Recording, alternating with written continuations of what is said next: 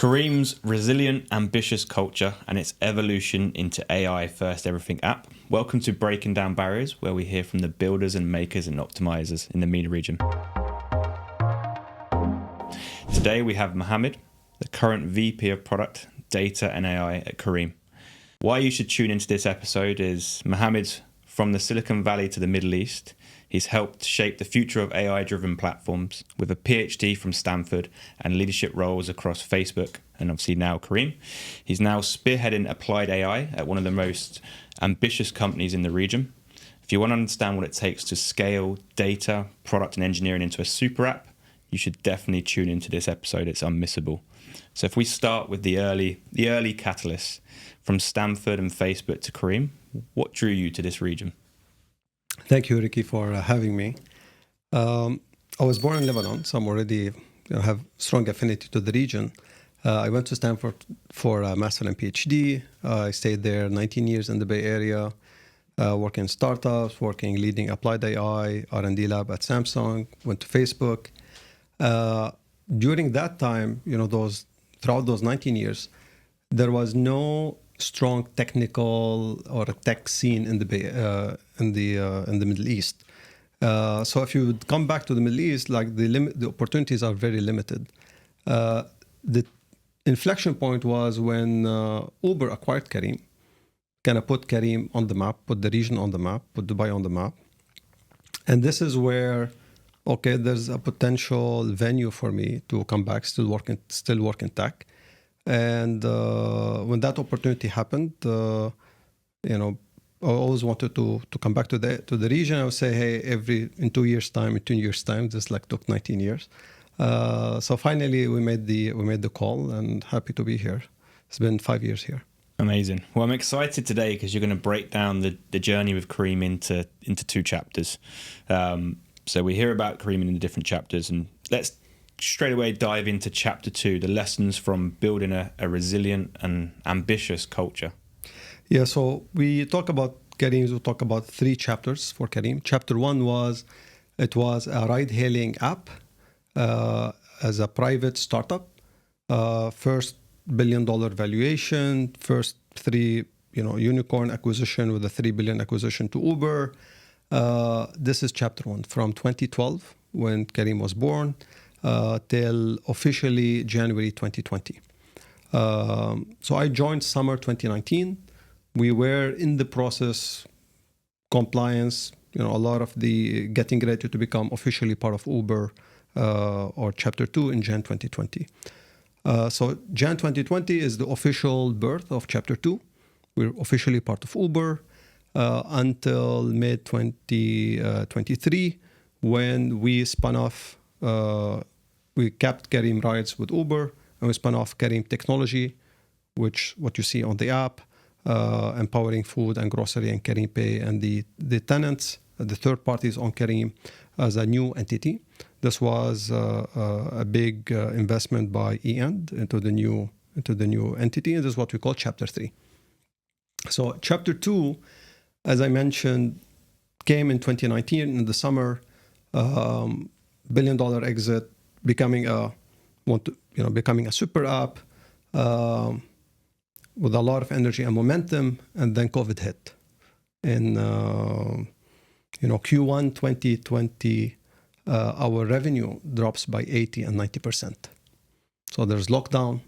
We're primarily a ride-hailing app. Travel industry got hit. Ride-hailing also got hit.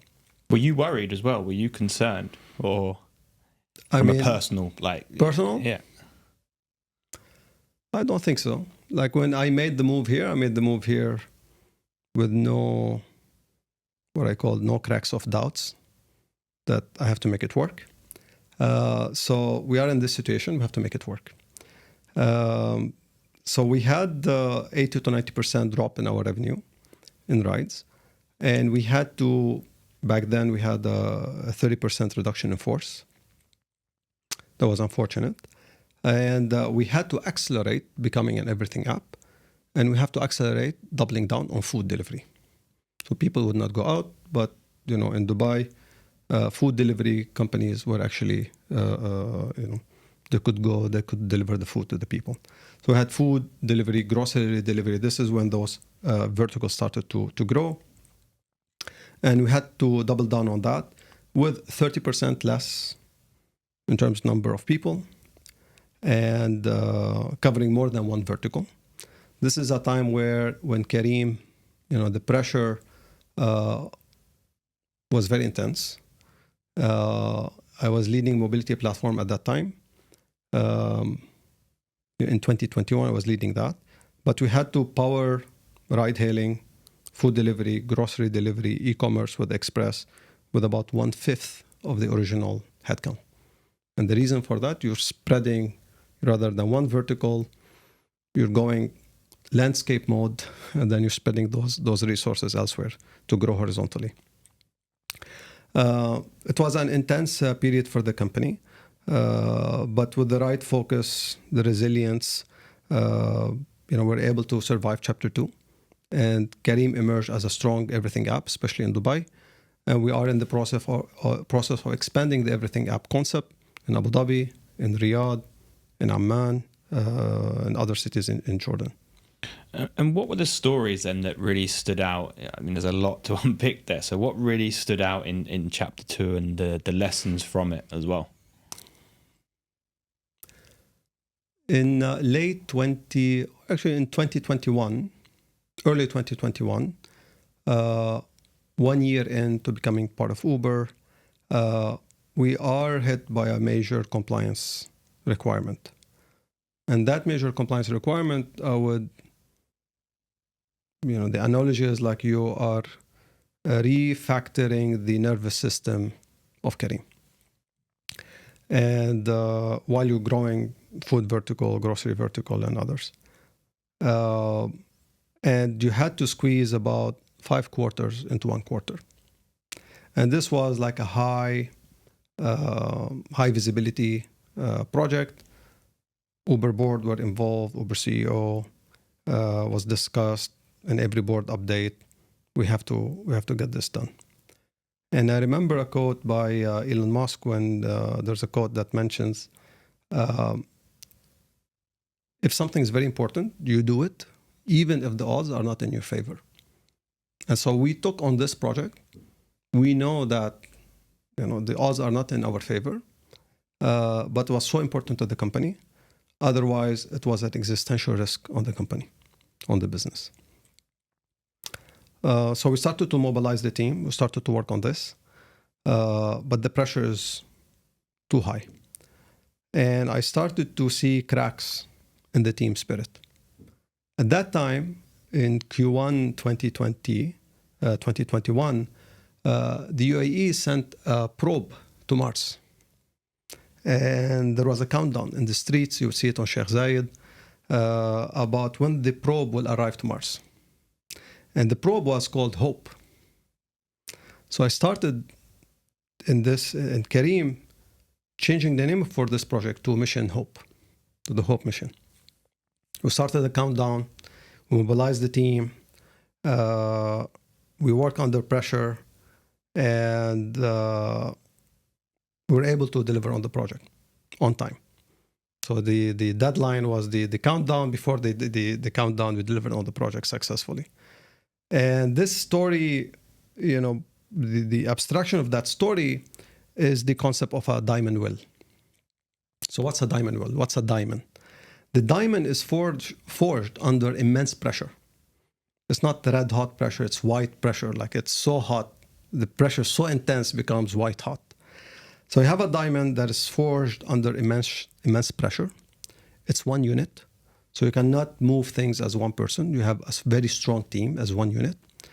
And you need the team to move at the same rhythm, at the same resonant frequency, at the same rhythm. And there's no one that is, not moving at the same pace as the others. There's no one that's trying to move in a different direction, right? This is the direction. You need full focus on that direction. And the team is moving as one unit in one rhythm in that direction. So that's the diamond piece. The well piece came from like a quote by Muhammad Ali, the famous boxer, is that champions are made from something within, something deep within. And definitely you need the skill and also you need the will. But the will has to be stronger than the skill. So you need the will, you need that will to succeed. You need to be driven by a mission. Why is this so important? For Careem started with the mission to simplify and improve the lives of people and create an awesome organization that inspires in the MENAP region. So Careem has that symbolic significance to it. It's a noble mission, it's genuine, it's authentic, it's meaningful. It's like we really take the mission very dear to our hearts. So you have that, you're driven by the mission, you have that intent to win, and you also need that mental fortitude and mental resilience. This was bringing this together as a diamond will. It's actually an emoji within the company. We use it when we're faced by tough situations, and you need that go deep within and then rise to the occasion and deliver. And this is when, somebody joins the team, I tell them, welcome to the championship team. People say, I also tell my managers, don't say welcome to the family. It's not a family. Right? Family, you cannot fire a family member. Welcome to the championship team. It's by design, from the beginning, this is a championship team. This is an A+ team. And you have to perform at that very best. If you dip, pick yourself up quickly. You have to perform at the very best. So that sets the right tone that this is a championship team. And we are competing in Dubai and other places. Dubai is a cosmopolitan, it's a global city. You have global competition. So you have to compete as what I call the business Olympics. It's not like, hey, a local in your own backyard or just your own city. It's a business Olympics. And similar to how you have professional athletes, you need to develop yourself and your team to become athlete professionals. Mm. I mean, I don't know if you've heard Tim Grover that talks the winning book that trained Michael Jordan and Kobe Bryant, but all of that stuff completely resonates. So sports, and some drop like flies. Sports, Olympics, businesses, they're similar. Mm-hmm. Like the top tier 1 businesses, they're similar. They need to have that psychology by growing that team, the way they develop the team, the culture in the team. It's a high performance culture. Andy Grove, the founder of Intel, one of the co-founders, has a book called Only the Paranoid Survive. So you have to be, perform at your very best. You have to set the right culture in the organization. And also, by doing this, you need alignment. What is the goal? You cannot play in that game multiple goals. There's one goal. There's one objective. And that alignment is so important because alignment is much more important than productivity gain. If you are productive, but on a different angle, let's say you're tangential, exactly orthogonal, become more productive in an orthogonal direction. What matters is this direction. How far, it doesn't matter how far you could go in that direction. As long as it doesn't align, it's useless in a way, or the efficiency, the projection of that effort to what matters is little. So you have to work to ensure that you're both aligned, get alignment right, and then move in the productivity in that direction. So alignment is always much more important to ensure that's always the case than productivity within a team. And it's easier said than done, though, to get that alignment, right? Yes. You, number one, always talk about it. Always talk to the engineers. What's the problem statement? What are we trying to solve? Why are we solving it? Does everybody knows why we're doing this? Today I was in a meeting with an engineer. Don't think that, hey, my role starts here, ends here. You're an owner at Careem. Ownership is one of the first values at Careem. You're an owner. What's the global optimum for the organization? And so if the global optimum that I have to focus in this area, let's focus in that area. Let's call it out. I don't think this is the highest ROI that we're doing right now. Let's zoom out and maybe let's change the goals because we got new information that tells us to update our belief that this is no longer the global optimum. We should update our direction, the gradient, our alignment, our direction, which is that angle, to another, update that angle because this is is more aligned to what matters to the customers and what matters to the business. Mm-hmm. And that story really resonates, the Hope mission story, the Mars and Beyond and Diamond World. It reminds me of a story. I spoke to an executive in the States. There was a part of the founding iCloud team, but this was before like iCloud was the biggest bet and risk for Apple. Some may or may not know that. And Steve Jobs was betting on that. And that story that you were saying, because that founding team, like Steve Jobs would come around the office 1 a.m., 3 a.m., basically to see who was in it for the long game. But he made sure to that whole purpose and that mission and that alignment. And he's basically told them, you'll be set up for life. If you stick with me for the next sort of 3 to 6 months and get this out, you'll see. And a lot of those executives, well, they're now executives, but went on to have huge, successful careers. But it is hard to get the right seats on the bus as well. Yeah, sure. These are really forming moments for the team and the members on the team. A lot of those members, it's funny that this is one of probably the most intense project. And you would expect that the net promoter score, the NPS, the engagement for the people involved would be low. Turned out was one of the highest. And so they had a common mission, they had a common purpose. They could see that the velocity of impact is increasing, and this is what keeps the team motivated. And some of them are still at Careem. Some of them went to other leadership roles within, neighboring companies in Dubai. Every year, so when we were in that team during that project, we use also the analogy, you're going to Mars. When you're leaving the atmosphere, if you watch the SpaceX videos, they tell you reach a max Q, which is the highest, most intense atmospheric pressure on the rocket. And I would tell the team that this is the max Q. This year is the max Q. Well, after 5 years, each year is a max Q. So you got, there's also that mental toughness and fortitude that each year is a max Q. So when you absorb that, when you internalize that, each year is intense. You have to perform at your very best. It gives you that resilience. And resilience is very important. There was a recent interview with Jensen Huang, the founder of NVIDIA. His biggest, quality that he attributes to NVIDIA is its resilience. And we've seen that at Careem, both ambition and also a level of resilience. I mean, it's tough. And, you talk a lot about obviously hiring A players, but you get that right. They want to be around A players, and it builds that right foundation, that right culture. And they don't want to be around Bs and C players. That's how we call it. Steve Jobs got A's, higher play. Yeah, A's, I listen to that all the time. I'm like, I need to build that into me, but it's so hard.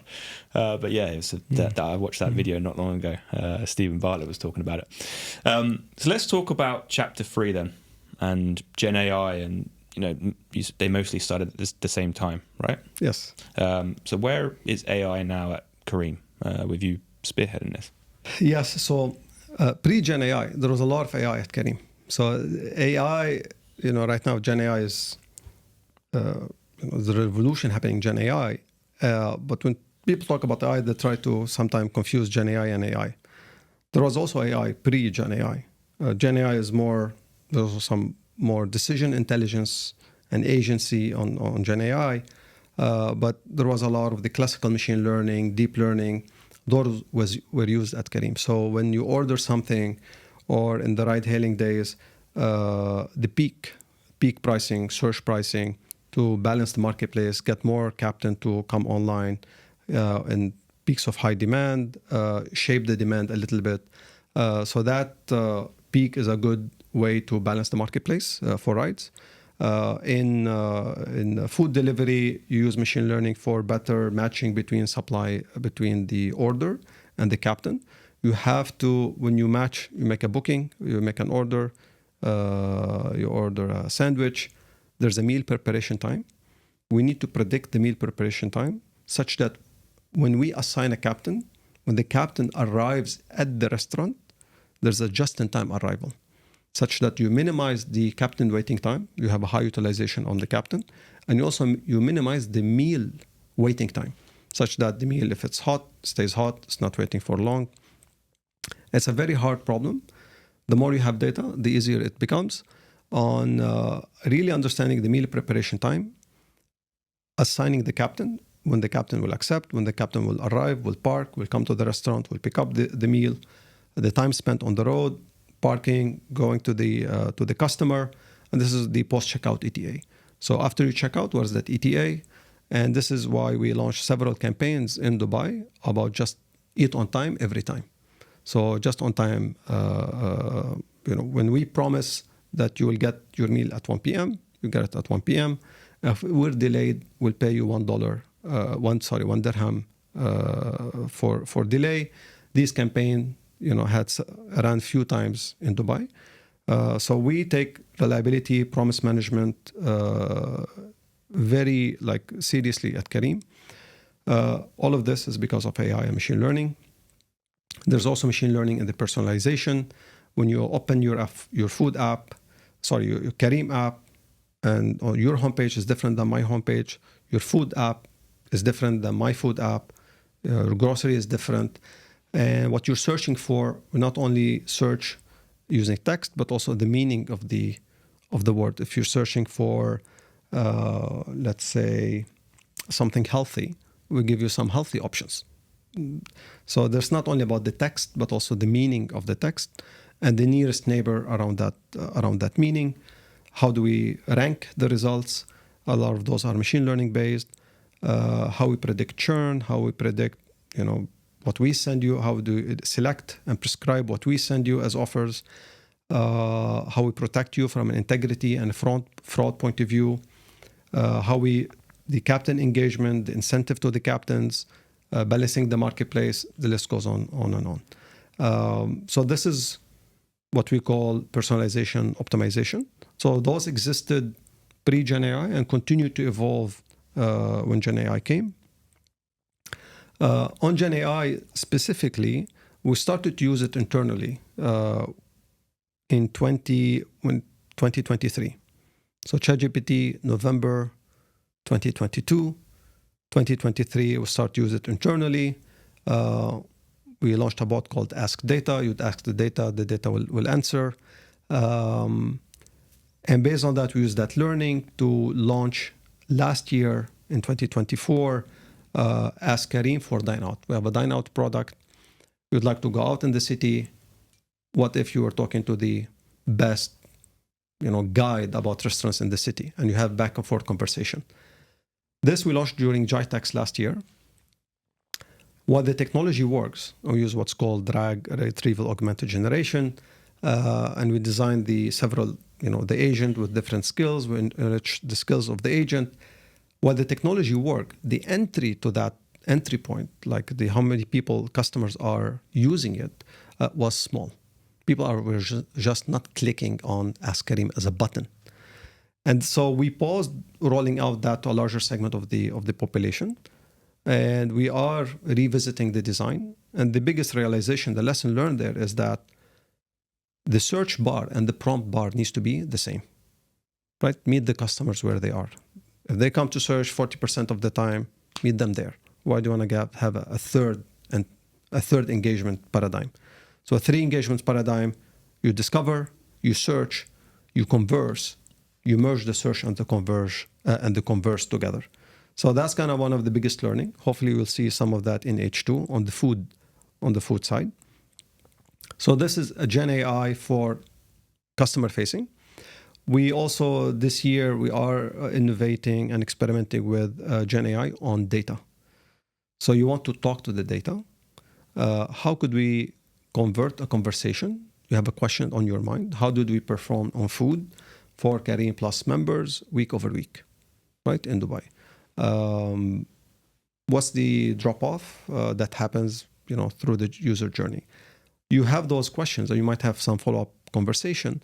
And what we want to get using GenAI is we want to get the voice of data, and we want to get the shape of data.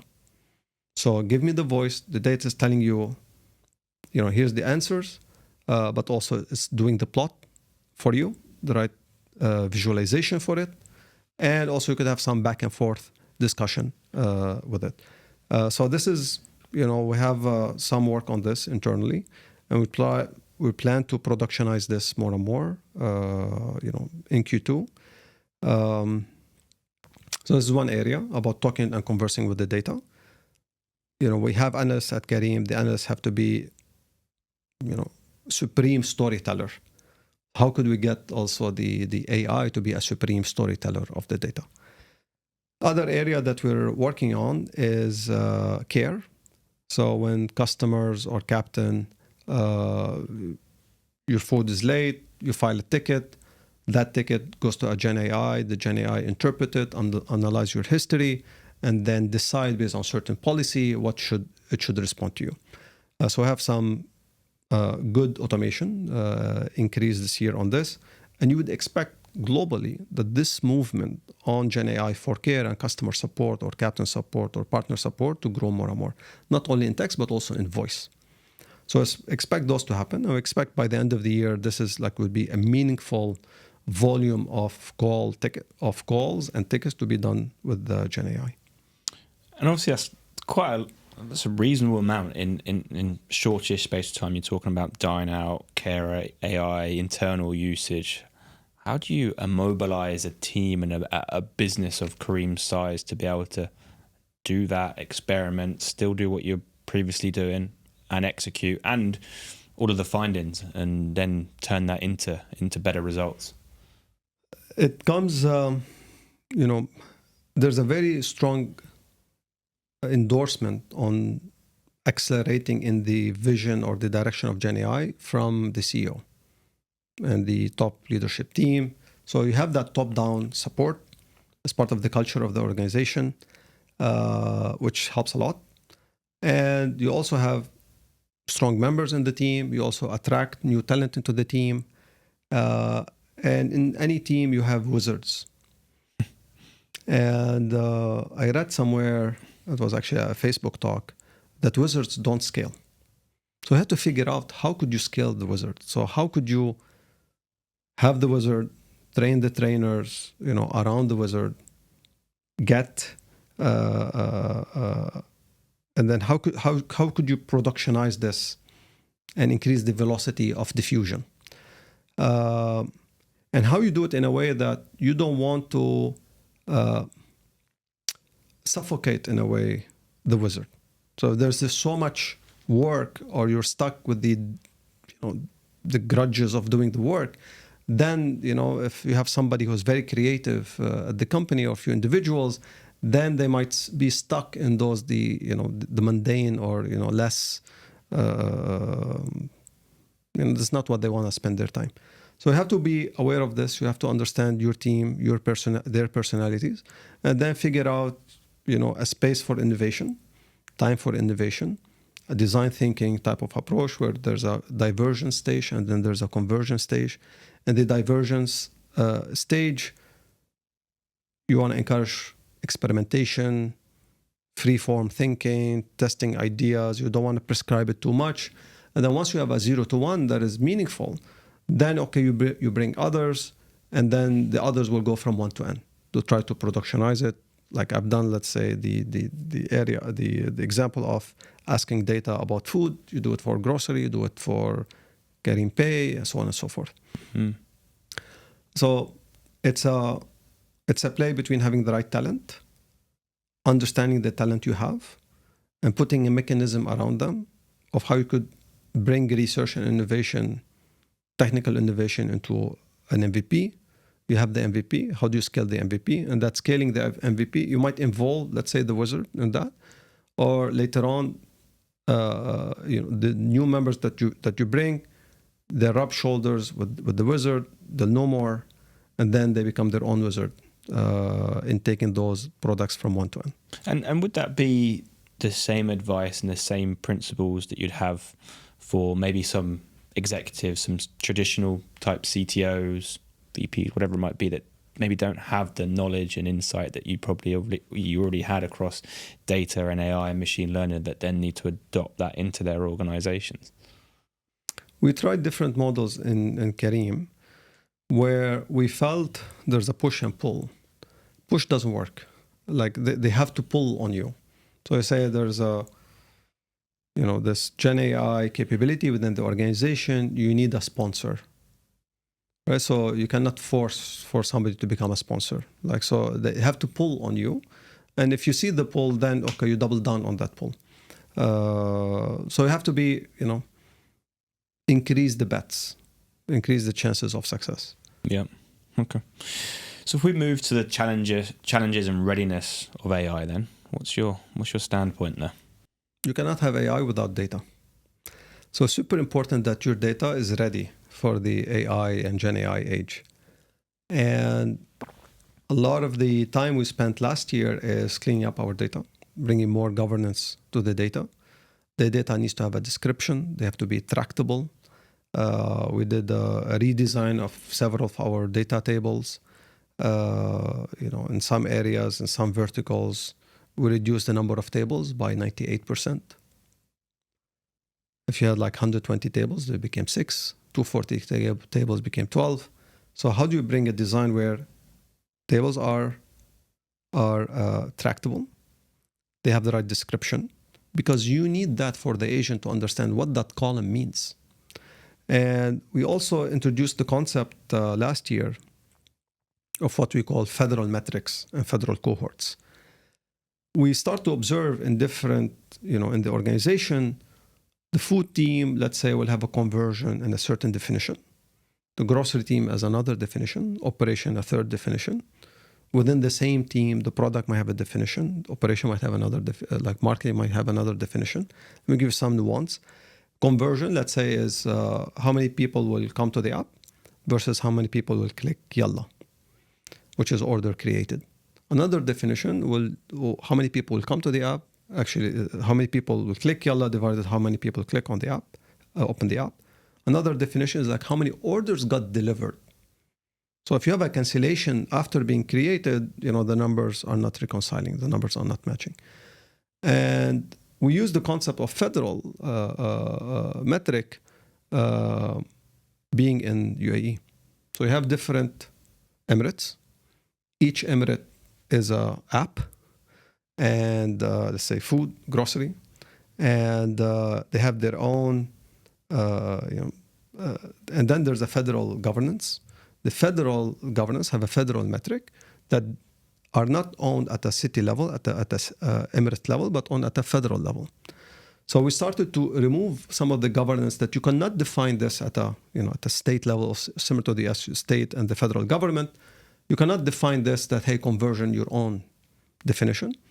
There's a body, there's a committee, a governing body on what those definitions means and how you appeal a definition, you change the definition, such that you have a consistency across the organization in an everything app world of when I talk about a certain metric or a certain cohort, everyone is referring to the exact same definition. And you cannot optimize what you cannot measure. You cannot measure what you cannot define. And definitions are meaningless if there's so many of them. And even if you have one definition, if it's not the one adopted, it's also meaningless. So we use those kind of set of first principles, and we introduced those federal metrics. So we started on the governance. We cleaned up a lot of the tables. We have strong, proper descriptions, ownership, quality. And then now when we introduce, for example, Ask Data, you have more confidence that, okay, it's going after the right table with the right definition and giving you the right answer. And that becomes, like you say, your blueprint to success around this particular. Yeah, it is. I mean, this is important. Otherwise, you will be hallucinating with the hallucination of the LLM. So moving on to all of the noise, all of the current Gen AI, the LM trends, and all of the sort of the innovation that you're thinking about as a business and maybe even personally as well. So the rise of the AI agents, right? Yeah. So Gen AI, super exciting area, and especially in the agent. The word agent comes from agency. Agency is like the agent is able to make a decision, able to reflect, think, reason, take some decisions, and similar to the autonomy, there's 5 levels of autonomies. There's also 5 levels of agents. Let's say from hard-coded to, let's say, programmatic router-based agent, which is what we've done with Dine Out. We teach a skill, which is an agent that has a tool, has access to a tool, and it can make decisions by leveraging those tools. Like say the agent wants to make a Google search, wants to do an internet search. The agent wants to do use Python to plot something. The agent wants to do call an ETA to understand the ETA service. So the agent have some tools and can make some decisions. Some test those tools, get an outcome. Or another agent could be a tool. So the agent might call another agent. Let's say I might call ChatGPT. The agent could call ChatGPT. Let's say we're the Careem agent. We are an everything, similar to an everything app concept. You might have an everything agent. So the everything agent will also be exposed to the outside world. The outside world, you're on ChatGPT. You're somewhere. You want, hey, I would like, falafel. We'll talk to Careem agent. Careem agent knows your location, has the payment on file, and then assigned to a captain, and then you get your order. So all of this is coming together. So that move from an app world to an agent world is a very, very exciting area. And you could start seeing it. So in an agent world, the Careem app, as you see right now, might be completely different. So how are we ahead of the curve? How are we disrupting ourselves with the era of agents? So that's one. Another one is LLM personalization. So right now, if you go to ChatGPT, they have in the settings, they have something called memory. So you could go to the memory, or you could ask ChatGPT, what do you know about me? You tell, hey, I know about you X, Y, and Z. It could also potentially search for your name, browse the web, know more about you. It might potentially interface with other agents to know more about you with the right consent or with the right privacy settings and mechanism around that. But I believe the next thing in the LLM is personalized LLM. And the LLM knows more about you, has memory about you in the context of Careem. Whatever you're doing on Careem, I could have a short-term memory, long-term memory. Short-term memory, when you open the app, what happened on the app? Where did you go? Where did you bounce? How much time you spent? What did you do? I'm collecting all that information. I'm creating a small session chapter. And then I distill that information. I have a long-term memory. In that big chapter, a textbook about Ricky, what do I know about him? So you start building textbook. Text is a universal language, so it doesn't have to be tabular schema. It could be text. So you have a textbook. I have a textbook. That textbook knows a lot of your behavioral, your experience on the app, your economic profile, the relation that we engage with you as a company and as a brand. And based on that, all of this is a context. We have a 10 million token context. So you could put a 10 million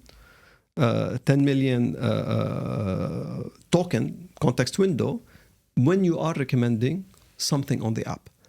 So we will see more and more recommendations that are LLM powered with a large context window. And we will also see that the LLM is also a reasoning, could think, and might be not just one step, but also sequential, like have a long-term view of what you might do, what the future interaction might be, and then discount that future interaction to the present.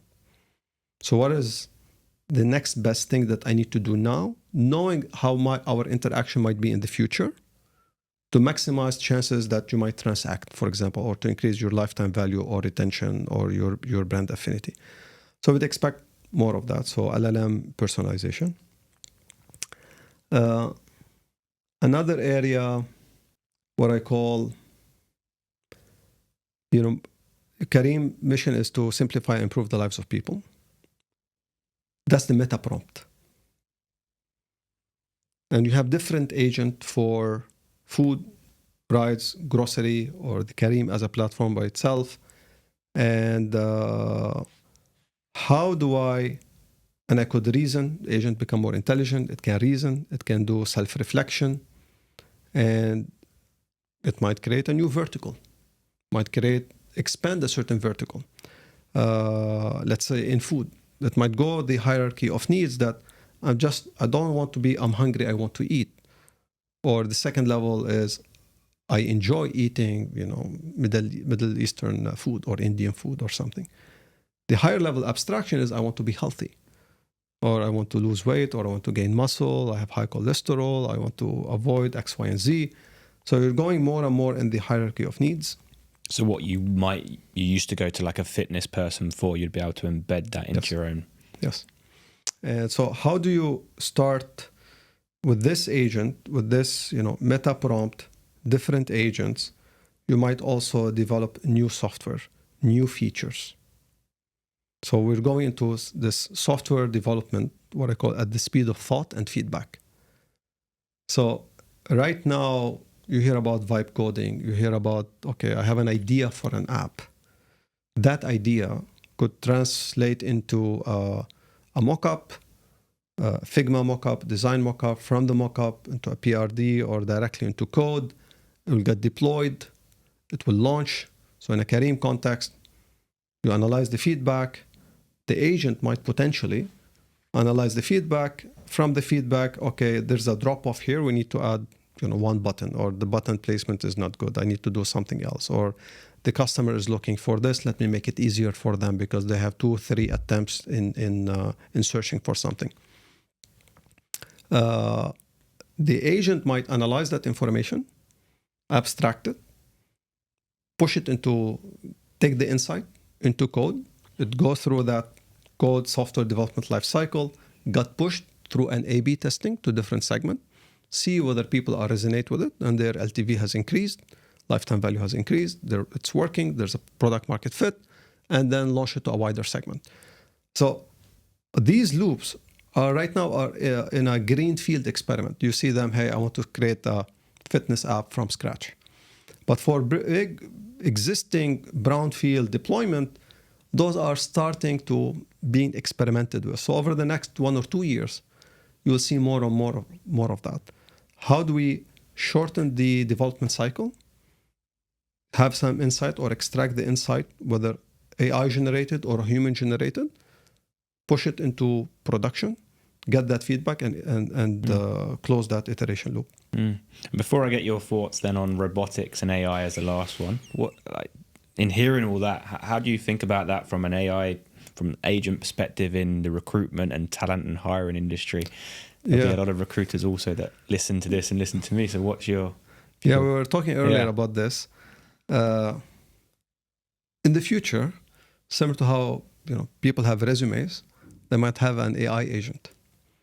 The AI agent, similar to LinkedIn resume, there's a LinkedIn, let's say, AI agent, where that agent will spend time with you. Will talk to you, will understand, soft skills, hard skills, what you like, what you don't like, what you're looking for, the type of companies and profiles and role that might resonate with you. And this is your AI agent. And then you have recruiters, whether your own company as a recruiting company or a big company wants to recruit, will also have their AI agents. And I say those AI agents will talk to the different, a marketplace of AI agents to negotiate and find the right profile fit. So whenever there's a JD, a new job description, it goes to that marketplace of AI agents where it has an agent resume which much more richer than just a 1-pager or 2-pagers. And a lot of time, like we have a post, we have 1,000 resume. It's very hard to screen 1,000. And your precision is not good. And you might have some false negatives or some good people that you missed.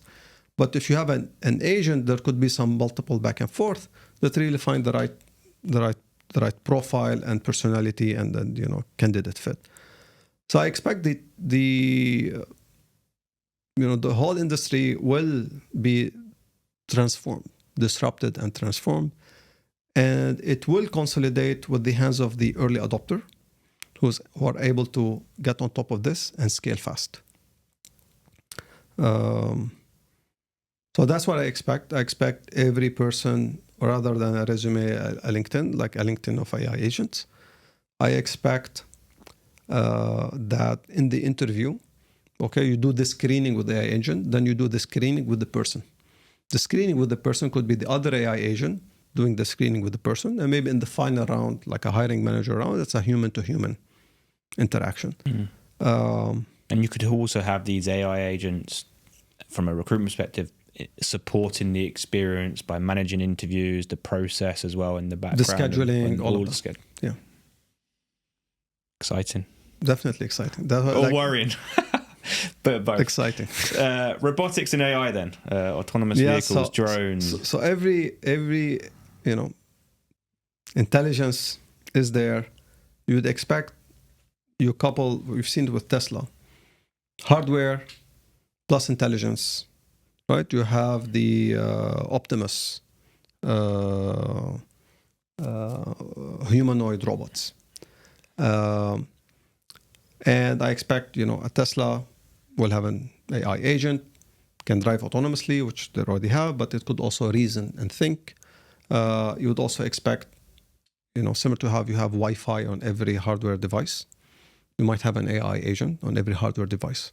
The cost will be cheaper. You'll have, a small LLM brain or chip on every device. It connect to the internet, and it becomes smarter and take decisions. So when they take decisions, then it's risky. How do you think? How do you know that these decisions are actually legal, and those decisions are aligned with human values? That they are not manipulative, they're not trying to cheat, they're not trying to cause harm. And these agents are super intelligent, right? So it's easy to replicate. Whenever you push the boundary, it diffuses to all the agents. So it's not like, hey, it's gonna be only in a certain LLM, and then you have an older machine or a machine with a subpar intelligence. The intelligence will catch up. Everybody will try to move at the same frontier as much as possible. And here's what I think is, in addition to the LLM, talking about the meta prompt, we also need values. The agent also needs values. So what are the values, let's say, for the company? How do you put in the system instruction for that LLM? You put that the values for the values of the company, values of the brand, are part of the personality of that agent in making decisions. I should be respectful of the customer. I should treat the customer, let's say, with respect, listen to the customer, do well for the customer, even if I lose money in the short run. That relationship is important. That back and forth, be empathetic with the captain, for example, have empathy to the small and medium businesses, the entrepreneur. So a lot of those values, how do you bring those values into the agent? We're talking maybe 1 year, 2 years, 3 years down the road. So when you have those values and you have this agency to make decisions, then there's more and more need to open source how those decisions are being made and what has been instructed to the agent. This is why when Elon Musk wanted to create OpenAI, because intelligence, he doesn't want intelligence to be consolidated in the hands of the few. He wants an open source AI. This is what the word OpenAI came from. Because this will get to a place where it's super intelligence, as intelligence to the combination of the human intelligence, so maybe more intelligent than people on math or chemistry. And then you start combining, even in coding right now, the LLM are among the top 200 coders worldwide. So imagine you could scale LLM coders or software developers, and you have the quality of the top 200 worldwide, and soon will become the top 1. And soon, through this what's called self-interaction and learn by play, it could also discover new paradigms, new scientific discoveries, new theorems, new ways of doing things. So we would expect that it will, through trying something, getting hey, is this closer to what's being right, closer to that objective? It will start to learn and become smarter by itself. There was a recent talk by the CFO of OpenAI, where there's an expectation that scientific discovery will be made with GenAI. So going back to robotics and drones, they're becoming intelligent. They need values. They need alignment. Companies who are in the commercial will try to use them, to gain economic value and bring impact to the world. Defense industry will use them for defense purposes or offense purposes. So the whole military industry and military complex will completely change. And there was a recent talk with Naval Ravikant. He said, like, the future of warfare is an autonomous bullet. The drone becomes autonomous. It's an autonomous bullet who can reason, who can think. That's mental. So if you look at the arc of history where things are moving, we're moving in that direction. Yeah, I mean, that's crazy. Nice segue then into the future of software development. I don't know if you listened to the Stephen Kruger one, but he came on with the death of engineering and due to the acceleration of AI. But what's your thoughts on the future of software development? Right now, GenAI is used as an aiding tool. You could do things faster. You could create unit tests. You could create autocomplete. You could do some functions. You could go in what I mentioned, a green field from a 0 to 1 fitness app using like a Replit from an idea to a working app in minutes. And I expect, this will become faster. This will become a high level of complexity and abstraction. And I expect you probably don't need as much software engineers. And I expect that if you look at the value chain from idea to value, and that value chain impact, if you look at the importance of this value chain, if you look at companies, companies have more engineers than designers or UX researchers. With GenAI, if the curve is like this, it will go like this. You will see more shift, less software development, because you could do more with less number of people. And you could see that the value is moving upstream to the idea stage. What should I be building? Why should I be building? Who should I be building it for? So it will go more to the UX researcher. It will go more towards the designer. It will go more towards the product managers. And is that more of the sort of product engineer type mindset, or as well? Or? Yeah. So you need why am I building it? So less on the execution, more on what to build. Take the more on the hands of power in the architect than the civil engineer. Right? Why do I not build? What should I build? And more in the hands of the artist, the innovators, the creator. You will start seeing a shift from hardcore engineering about more liberal art. If you look at, famously, Steve Jobs talked about Apple being at the intersection of liberal art and technology. So you see that companies that have that liberal art mindset will gain more in the age of GenAI. And what I call taste become very important. Like what to build. Similar to music.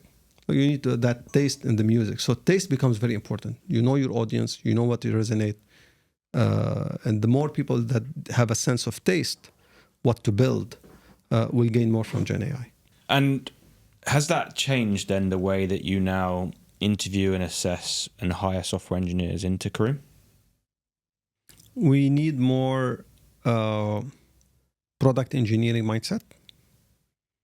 Less than, as I mentioned, here's the boundary. I think within the boundary is like big picture thinking and ability to articulate the problem, better communication skills. That's what we're looking for. And maybe less, hard skills and more about GenAI, AI engineering skills. Yeah. So final thoughts then. We're definitely, as you've said, at an inflection point with GenAI. We're living in the most interesting time in human history. Yes, what an exciting time to be alive. And to be in an industry that is at this inflection point. We are at a time in human history where intelligence, the power of human intelligence, or even more in some areas, is being manufactured at scale. And this intelligence is getting smarter, cheaper, and faster. And this intelligence could also use, in the next evolution of that intelligence, is using that intelligence to evolve itself, which, this is the property of an exponential, where you are using whatever you produce to develop a better version of what you just produced. And this will accelerate. This is, what I call the mission of data and AI at Careem, is to accelerate competitive value from data. Acceleration is key. We're living in the acceleration age right now. And we have, for the audience and everybody, we have to be mindful on this, and we have to be intentionally at the edge of this frontier, because this is disruptive. This is like reflection point in the history of humanity.